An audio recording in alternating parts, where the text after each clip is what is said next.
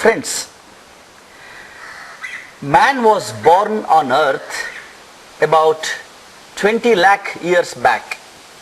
That is 2 million years back. And you and I, like looking man, Homo sapiens sapiens, evolved very recently, say about 1 to 3 lakh years only. But fishes existed on earth 500 million years back, that is 50 crore years back. That means fishes are living on earth since 50 crore years, whereas man emerged in the scene, as I said, very recently, 20 lakh years only. I would say man is a bacha in front of fish. But today, man is the master of biosphere. He can kill an elephant with a single bullet shot. Where is man? Where is elephant? Let him do WWF with elephant and win. He would never take that risk. He knows elephant will crush him to death instantly. But he can kill an elephant with a single bullet shot. This is because of the gift of intelligence to man by nature. This gift of intelligence has made him to be the master of biosphere.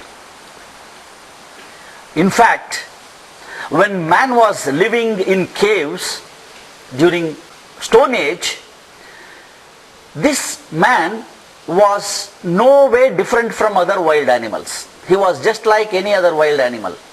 But there was only one difference, glaring difference, that was the enthusiasm that was existing in him.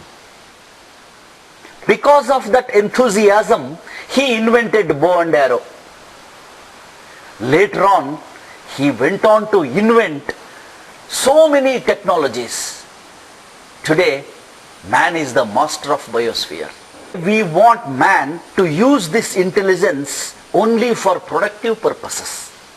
We don't want him to use that intelligence for destructive purposes. Ultimately, we need peace on earth. 10,000 years back, man decided to settle down by the riverside, on the banks of rivers, and he invented the technique of farming. So the agriculture was invented by man about 10,000 years back, and later on he went on to develop newer technologies.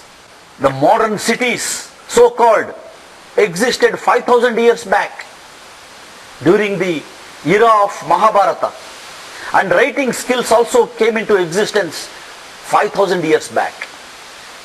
And then, to name the science era, it started just about 500 years back, the era of science. And then came industrial revolution, we all know, about 400 plus years back. After that, you name any modern technology, aeroplanes, automobiles, television, radio, electricity, and then fax machine and mobiles. All these technologies have been developed by man during the last 100 to 150 years only. Don't you think we all are fortunate that we are living in this modern era where we are enjoying all modern electronic gadgets which our forefathers lacked? So, it is this enthusiasm which always makes us to come out with new ideas. You know, nothing ever can great be achieved without enthusiasm. But one more point I would like to stress here is that only those who go mad with ideas alone will see the light. Only those who go mad with ideas alone will see the light. Surely, certain degree of madness is required for one to come out with some invention.